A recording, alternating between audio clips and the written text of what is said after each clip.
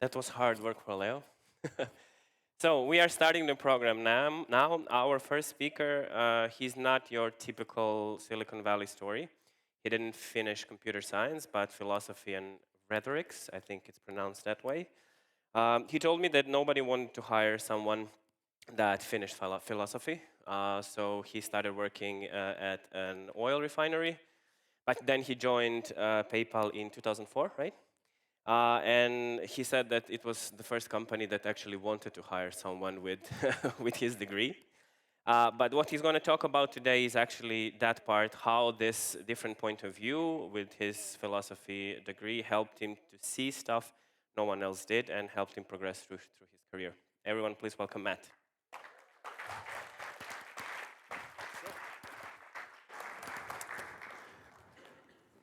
Good morning. Thank you, Igor. Thanks, Leo. Also, I'm honored to be here. Thank you for bringing me out. Thank you, Sarah Archer, wherever you are, for making the intro to these guys. I'm going to tell you a story about finding a growth lever, a small action that had a huge impact on a business. But it's actually a story about my own insecurity, my imposter syndrome. That's actually a story about Stanford University. That's actually a story about genius, about huge amount of untapped human potential.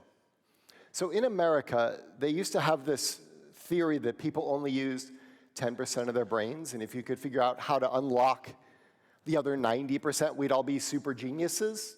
Is there something like that here? Did people used to think that? Yeah. And then scientists said, we're like, no, that's not true. But I do think something like that is true at the level of organizations. It's something about the way we organize and run our companies, our organizations, limits the human potential. And that if we can figure out how to solve that, we can unlock 90% more genius in our teams. But before we get to the genius part, I want to tell you the growth lever story. So as Igor said, I joined PayPal in 2004. And one of my first jobs there on a marketing team was to launch a new product that was basically credit card processing APIs. Stripe 1.0, the most basic thing in the world. I did a great job marketing it. Thousands of people signed up right away. The problem was none of them were using it. So I was like, no, don't worry, they'll use it. Just give them, like, it takes a while to do the integration, give it a week. Gave it a week. Nothing got better. So then we had some meetings, and we said, how can we fix this? And we came up with really obvious stuff like send people documentation, and a tech support phone number. And then we did some harder things like getting pre-integrated with, before Shopify, there were like 300 little e-commerce platforms, and we had to go partner with all of them and get pre-integrated. Anyways, did a bunch of stuff, and eventually we hit a wall. And we just kept trying things, and no matter what we did, nothing worked. And then I did what I should have done all along, which was to go listen to customers. So we started calling customers who'd signed up and not used the product yet, and just, why aren't you using the product? So it was like the third or fourth person we called, and this lady was really happy. PayPal's great, thank you. It's all up and running on my site. And we're like, okay, well, why don't you have any transactions yet? And she said, oh, I don't have any customers. Oh, fair enough. How long have you been in business? And she said, 6 months. And that's when I realized she had a website, she did not have a business. And that gave me this idea that not all of our customers have customers of their own, and so not every activation problem is addressable. And so I thought, how big is this? But it's impossible to figure out, or nearly impossible, in 2004 to figure out how many of your customers don't have businesses. But the inverse of that problem is simpler. So you're probably all familiar with 80-20 distribution. 80% of your revenue or profits come from 20% of your customers. So I emailed my favorite analyst at PayPal. His name was also Igor, as it happened. I emailed Igor, and I said, Igor, how much of our revenue comes from our top 10% most valuable new signups in a cohort? And he emailed me back right away. And he said 102%. Any guesses? How is this possible? So Igor has a PhD from Stanford in aeronautical engineering. It wasn't a math mistake. The paddle team should know this, actually. if you work in payments, not everyone who signs up for a payment processing account is honest. So our bottom decile contains some bad actors who are sucking about 4% of the value out of the system. Anyways, net, 98, -4, and the entire middle 80% of our customer base was worth 2% of our revenue. So we didn't need to activate 40% of our customers. We needed to activate the right 10%. So Igor built a predictive model. Again, this is 2004, no fancy machine learning, just regressions, weights, variables. Built a predictive model. When new customers signed up, we would score them on their propensity to be high value. We'd take that list every night, and we'd send it to our customer service people, our best customer service people, and they'd spend the next day calling these new customers, welcoming them, answering their questions, getting them integration support, getting their KYC verified, all the stuff they needed to get up and running. And then after 6 months, we pulled the results. High-touch welcome experience. Good news, the people we called were worth 10 times more after 6 months than the people we didn't call. Is this good news? How many people think this is a good result? How many people think it's a bad result? How many people think it's a trick question? How many people know the trick? Any scientists in the room? Okay. So remember, Igor's model was designed to find high-value customers. We took a list of people who seemed like they would be high value, and then we called them, and then they were high value. Is that because we called them? Or is that because Igor's model worked? How do you tease out causation and correlation in this case? Well, good news, we didn't call them all. We randomly divided them into a test and a control group. We called the test group. And we ignored the control group. We left them to the vagaries of our automated welcome email sequences. And the lift was about 40%. And depending on the stage of your SaaS business, you might think 40% is small. You might think it's big. But at this time, PayPal was onboarding in the US $2 million of new annual recurring revenue per week. And so increasing $2 million in new annual onboarding revenue per week by 40% is really, really big for a business. So massive outcome. Now, before I go any further, who am I? Why do I know so much about PayPal?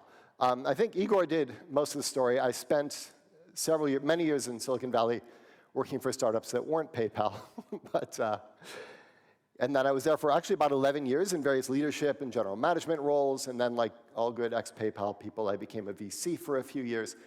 And that was an eye-opener for me because I went from being like a mile deep on this one merchant acquiring problem to, a mile wide, seeing consumer mobile apps and e-commerce and marketplaces and SaaS and all kinds of businesses. And so I got to see which of the things I'd learned were weird PayPal quirks and which of them were patterns. And this idea of leverage is definitely a pattern. And when I look back at my time at PayPal and all of PayPal's history, I realized all of their growth came from like 5 things, like getting on eBay really early. They had a $10 referral bonus, getting pre-integrated with those shopping cart and e-commerce platforms. All their growth came from 5 things. They did more than 5 things. They spent hundreds of millions of dollars and built tons of features and products that nobody ever used, and they changed the logo and umpteen rebrands, and none of that it worked. Made no difference, but it didn't matter because they were making billions of dollars a year with 70% gross margins, so you don't have to be super efficient. And then I look back at the other great startup stories, and again, if you study the early days of any of these companies, you'll see they just got a few things to work. And that's really good news, because that means if you're a startup, you don't have to do all the things. You have to find the right 10% of things to use your time efficiently. Which means progress is deciding what not to do. Or, as I like to say, you find your big growth levers. So we work with teams in my business to help them do this, and it's a 4-step process, and I only have 30 minutes, so I won't go through all of it, but it starts with mapping your growth model, mapping your business as a system to find points of leverage. The next step is to understand what's going on in your customers' heads at each stage of that journey. That will give you ideas. Basically what I just did, Igor found some leverage in the business. I talked to customers, got some insights. That gave me an idea. And then step 3 is you run lots of experiments. And I'm telling you about the experiment that worked, but you saw the graph of like months of experiments that didn't work as well. And then all of this brings a mindset change that I'll talk about later. In my business, we've worked with hundreds of companies. We've seen some really big results from this approach. And now it's time for me to get to the part of the story about Stanford University. So a few years later, I got invited up to Palo Alto to guest lecture at the business school, and this really played at my insecurities. Because like when I got to PayPal, I think I was one of the first people they hired who didn't go to Harvard or Stanford. And like the lady, not joking, the lady sitting to my right, Harvard undergrad, Stanford Business School. The lady sitting to my left, Stanford undergrad, Harvard Business School. I went to Miami University, which is in Ohio for reasons I'm not going to explain. And you know, I didn't study computer science or any of these things. So I was like, the guys in Palo Alto, the folks in Palo, they're really smart people, and if any of this stuff is bullshit, they're going to know and they're going to call me out. So I was really nervous. And I got up on stage, and the professor and I decided, actually, the story I just told you is a great story to tell because experiments, causation, correlation, it kind of shows them how to think. Because like old school marketing was like the Levi's Dockers launch case study, you know, and the students needed to learn that, like, you know, in 2008 or whatever, like companies were growing in a totally different way. Anyways, at the end of my talk, a woman asked a really good question that I did not know the answer to. She said, Matt, you found concentration in your business. This is a pretty common thing in gambling. Most casino revenue comes from the whales, the high rollers. In airline travel, it's business travelers. Like, this is a pretty obvious thing. How did you guys miss that for so long? I was like, ooh. And I said something about, you know, these are obvious in hindsight, but in the fog of war, you know, whatever, it's not so obvious, whatever. But I took that question with me, and I took it, and I asked one of the smartest people I know, my friend Mo Syed. And he said, first of all, Matt, you're the one who did figure it out, so don't beat yourself up with your, like, imposter syndrome. He said, but she raises an excellent question. I mean, you guys know who started PayPal, right? Like, these were not dumb people. And so how did, frankly, some of the greatest business minds of our generation miss something so obvious? And that brings me back to our topic of genius. So trying to unpuzzle this one, I just thought back through what was happening in the beginning. Why was I not seeing this? And so what happened is we launched a product, 10% activation rate, and my boss says, shit, Matt, the activation rate's only 10%. What are we going to do? So I got these ideas, try it, you know, okay, it's 20%, it's 30%, and we keep sitting down.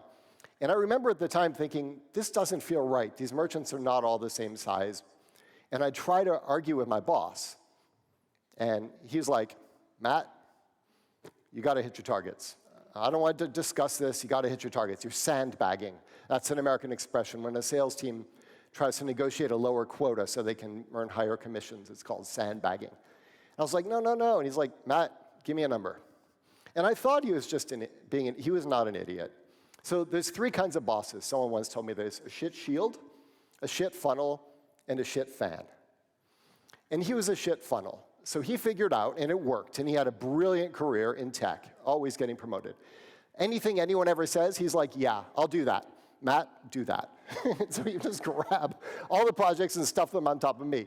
And in a million years, he was never going to go to his boss and say, I know you want Matt to take a higher target, but he thinks there's something weird about this metric, and instead he'd rather spend 3 months studying the problem, thinking about his target and giving us some recommendations. He was never going to have that conversation in a million years. And that got me thinking, again, about organizations. Of course, the pressure against him, right? He's got to get himself promoted. And that's the way big companies think. They think, you know, the way you get promoted in a big company is you do all the things, you do them perfectly, and you get promoted. But here's the thing, doing all the things is usually not the answer. The relationship between the amount of work you do and how fast your company grows is not a straight line. If it were, we wouldn't have any startups, right? Like 10 people from Y Combinator with $2 million are never going to outwork the hospitality industry. The only way that startups could possibly win is by outthinking these bigger competitors. And that brings me back. You don't need to do all the work. you need to do the right work. And that doesn't change when you get bigger. It's just that you have more money to waste on stuff. But the right work is still what matters. So that brings me to the central question of the talk. How do you get your team to not try to do all the things, but find and focus on the most impactful work? As a systems thinker, my mind immediately goes to incentive structures, right? How can we create an environment where doing the right work is the only way to succeed? Fewer, bigger things. Step one, you need to map your growth model, define your North Star. Step two is you need to have conversations with every single person in your organization, have them think through how their work will ladder up to that number, and how to find the leverage. And then number three is this mindset change. And I promise I'll explain what it is, but it makes more sense at the end of the talk. So let's start with your North Star. As Igor mentioned, I had my first job in an oil refinery because I was a philosophy major at Miami University in Ohio for my sins. And it's a very simple business. Dirty oil comes in, it gets cleaned, clean oil comes out. People pay you money for the clean oil. Get it? Any questions? So you make money per gallon of oil, but all your expenses are by the hour. Hourly pay for employees, leases on trucks, machinery, and equipment. So the profit equation is gallons per hour, and you're always trying to optimize that. And at any given time in this refinery, there's a bottleneck. There's a rate-limiting step that constrains the amount of oil you can refine per hour. And literally, it might be the guy who's supposed to unload the trucks full of dirty oil didn't come back from his lunch break, or it could be a valve that's blocked, or it could be a centrifuge that's offline. I mean, but at any given time, you need to find that thing. You need to focus on the bottleneck. Because if you focus your attention resources on the bottleneck, the entire system runs faster. If you focus anywhere else, you're wasting resources. So a business, most tech businesses, they're more complicated than a refinery, but they're not that complicated. So we need to figure out how to find our rate-limiting step, and that starts with just mapping the business. So you need to start with your North Star. Now, mature companies have a very simple, if you're running a refinery, we know how it works, so you put in money, you hire people, they do work, and money comes out the other side, happy days, because it's an established business model. But startups don't have that luxury, right? Because they don't yet have an established business model. So before you can think about, if you get a bunch of MBAs in a room and say, come up with ways to make money, you're going to have a very complicated business very quickly. So you got to remember that customers pay you in exchange for some kind of value. And so you have to focus in the first instance on maximizing the amount of value you deliver, the number of customers you deliver it to, and then monetization is a relatively simpler problem, especially because we're all in SaaS, and we all know how SaaS monetization works. It's not, there's nuance around per seat and consumption pricing and tiers and anchors, but it's not that complicated. People will pay you to use a good product. So here's the thing, right?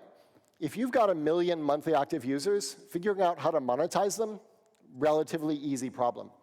If you have 0 monthly active users, figuring out how to get to 1 million monthly active users is a really tricky problem. So you want to focus everyone in the first instance on value delivery. Now, money, for all its problems, is very easy to measure, but how do you measure value delivered? Well, you're looking for a customer behavior metric that is a good proxy for value delivery. To put that in plain English, if customers absolutely loved your product, your service, how would they naturally behave? How many customers are behaving like that? Track it in cohorts, improve it over time. So focusing on the SaaS examples here, some people track users, daily active users. Some people track usage, Spotify minutes listened, Salesforce record created. But ultimately, it's some kind of consumption metric that aligns with your business. Once you've done that, then you want to map the key drivers that move it. So at PayPal, when we were behaving ourselves, our North Star metric was total payment volume through the system. And our 2 levers were ubiquity, are we available at every checkout, and preference, does every consumer choose PayPal given the option? Amazon, repeat purchases, price, selection, and convenience. Meta, daily active users across their platforms, how many new users are they onboarding? Are they actually using the products, and then cross-product, how much, and cross-product usage? So since none of these are classically SaaS businesses, we're going to make up a fictitious, and I don't know, some of you are B2B, some are consumer. So we'll make up a fictitious business that looks like both. We're going to make a meditation app. like Calm or Headspace, but for the Latin American markets. So we're going to call it, hold on here. We're going to call it Tranquilo. So we're going to say our North Star for a meditation app, mindful minutes per week. Okay. So what are the drivers that are going to move that? So qualified visitors is the input. Habituation rate, we don't just need them to meditate once. We need them to develop a habit, decide that they like our product, make it a routine. And then the last one is going to be minutes per listener. So minutes per habituated listener. So these will be our key drivers. Once you've done that, then you can start to put levers underneath each driver, and you can find your rate limiting steps. So imagine the numbers here where like total unique qualified traffic was a gazillion visitors per month. So that's a high number. Suppose your habituation rate was 1%, and your minutes per meditator was 30 minutes per week. Okay. So people who like the product use it 30 minutes a week. That's probably like 3 or 4 meditations. That's good. And you've got lots and lots of traffic, but clearly in this case, the rate limiting step is habituation, getting people to go from installing the app to really trusting it. So then you brainstorm all the things you can do under there, and you only do those things. You don't do anything else. Now, I'm sure your business is more complicated than this, and I don't have time to run a whole Map Your Growth Model workshop, but you can access one. So I recorded one previously, and you can download the workshop and the slides if you want it. And I think there's a link to a Miro board with some example growth models, if it's helpful. So that brings us, that's the first step, which is like identify your North Star, map your growth model, find the leverage. So step 2, you've got to help each individual then apply that. So if you come up with your North Star, you tell everyone in all hands and then forget about it, nothing's going to change. So how do you get people to think about it? Don't tell them what to do. As Steve Jobs said, we don't hire smart people and tell them what to do. We hire smart people so they can tell us what to do. So explain your North Star to everyone in the company, and then ask, don't tell, ask them, how does your work connect to this number? And I guarantee this conversation is going to surprise you. They're going to have some theories. They're going to know some things that you don't know. You're going to know a lot of things that they don't know, and you're going to have this conversation. Because if you don't, they're going to come in and work based on their theories, their best practices, what worked in their last job. And so is everyone else in the team. And as a result, everyone's going to be pulling in slightly different directions. And you're going to get all these competing resource requests, and you're not going to know how to balance them. And you're going to be trying to do 20 things and doing none of them particularly well, and none of them are working. You don't know if it's because they're the wrong things or because you're not doing them enough. And anyway, so ask them to tell you how their work connects to the North Star. Work through that conversation. Then ask them, which of the things you could be doing this quarter can you do that will have the biggest impact on the North Star? Only the biggest impact. So ask them that question, and then they're going to come up with something that is small anyways, because people don't naturally think in bold, ambitious terms. So the next question you want to ask them is, if this works, how big can it be? And really challenge them and come up with things that high chance of failure, but if they work, they can be really big. Once you've done that process, congratulations, you've now done your quarterly goal-setting exercise. Each person has 1, maximum 2, maybe 3 goals, no more. The whole organization only has 1 or 2 goals focused on your rate-limiting step. People are doing the high-impact stuff. Or at least they know what the high-impact stuff is. I don't know if they're doing it. All right, now let's go back to that mindset change I alluded to. So here's the epilogue, the sad ending of the PayPal story. Years later, 2012, I moved to London. I was working for PayPal, a general manager in the UK merchant business.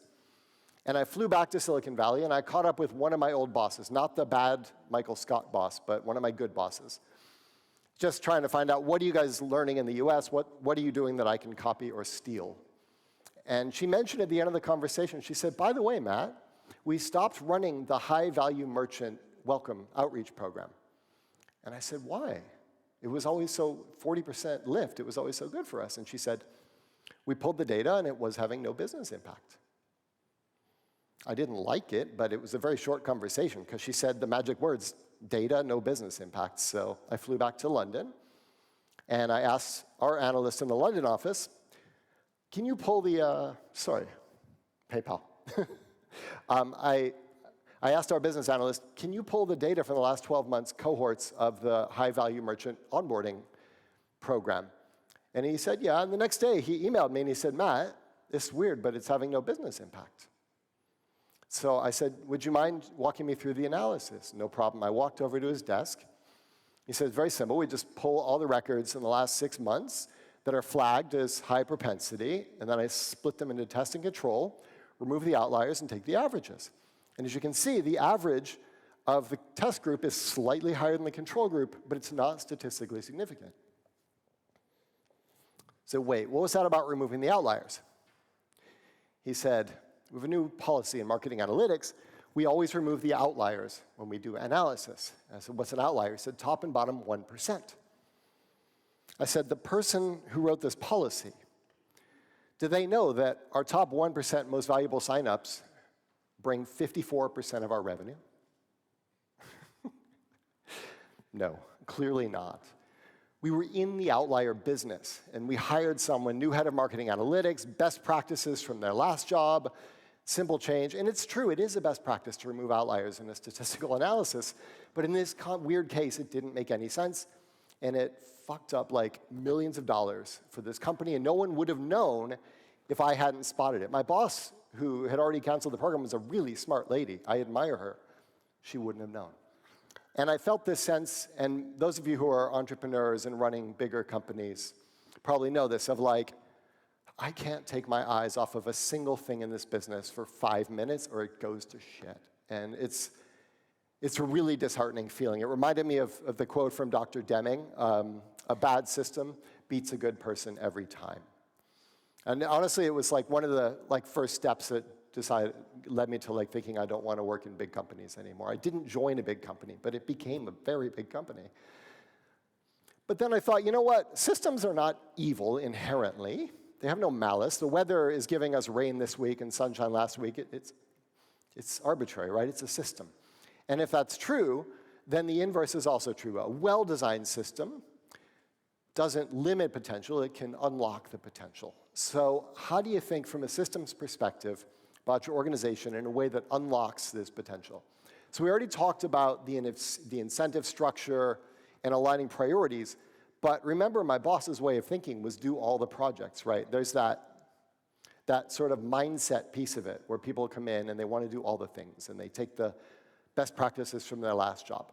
And you need to reset all of that thinking. So when they come in, the very first thing is they need to push aside all their priors and understand your business. And by that I mean go through the growth model, look at the data, understand how you get customers, how you delight them, how you monetize them, how you get them to bring you more customers.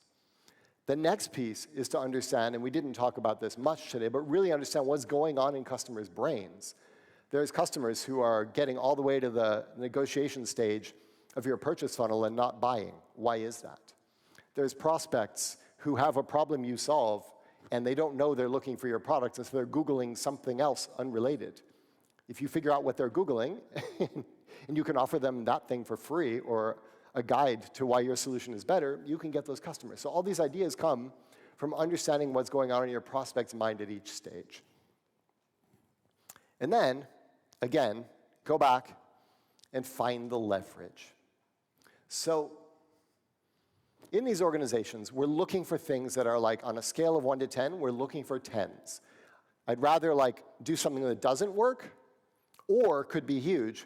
What I don't want to do is something that kind of works, it's good, we know, we're not running meta ads yet, and they pay back roughly in a year and a half, 20% profit or something. Let's go run some meta ads. You don't want to do all these other things. So the thing in an organization that keeps you from doing these big levers is the medium-sized levers. And in a big company, that's fine. Do all the big levers, all the medium-sized levers, you have billions of dollars. In a startup, there's not even just the people and the money. The complexity of trying to track so many initiatives, the sheer complexity will kill your business. So what we tell the companies we work with is sevens kill companies. There's all these projects you could be doing, and you're going to hire people, and they're going to want to do sevens because that's what worked in their last job, because that's best practice. but that's probably not the right thing for your business, because doing the same thing as all your competitors with less money and fewer people and less practice isn't going to cause you to become a giantly successful business, right? So we say sevens kill companies. Anyways, it's hard to reinforce this mindset change. I think a lot of entrepreneurs naturally think like this, but put yourself in your shoes of a great employee. So they went to a top university, and they got top marks because they always, in their whole life, they did all the things they were supposed to. They studied all these irrelevant subjects and the thing they liked. They got all A's. They did everything perfectly and making no mistakes. And then they got a job as a banker or a consultant or an engineer in a big company. And again, they got promoted for doing all the things and making no mistakes. And now you're bringing them into your company, and you're saying, ignore most of the good ideas that you probably should be doing. Find one or two things that could be really huge but have a high chance of failure. Go do those things, and you'll probably screw them up. And then what's worse, we need to learn, so you're going to have to come tell everyone how you screwed up. They're not going to want to do that. This is a very hard mindset shift. So, a few thoughts on this. Make an explicit not doing list. All the things that people want to do and argue to do that, I mean, it could be a not doing yet list if it helps. Put a list of things, because otherwise people are going to want to sneaky try to do them and get resources for their side projects. And then to reinforce the focus, you probably noticed I have a lot of questions you can ask people. How does your work impact our North Star? I have children, and I know if I tell my children something, they probably won't listen to me. Children are like employees. They probably won't listen to me, but what happens if I ask you a question? It forces you to think. So ask this question. What's the most important thing you're working on, and how's it going? So in the early days of PayPal, Peter Thiel, this is before my time, would give each person one goal only, and he would refuse to talk to them about anything else. By the time I got to PayPal, everyone's weekly status reports had 40 things on them. You can't do 40 things in a week and have any of them be good. It's just not possible. So if your weekly status updates are like, no, how's the one thing doing? They're going to forget about all the other stuff eventually. All right, I'm out of time. Let me wrap up here. So fewer, bigger things. You've got to think about this from a systems perspective. A great system is something that can turn individual talent, I believe, into collective genius. I hope this helps. Thank you again. And don't be a stranger. Connect on LinkedIn.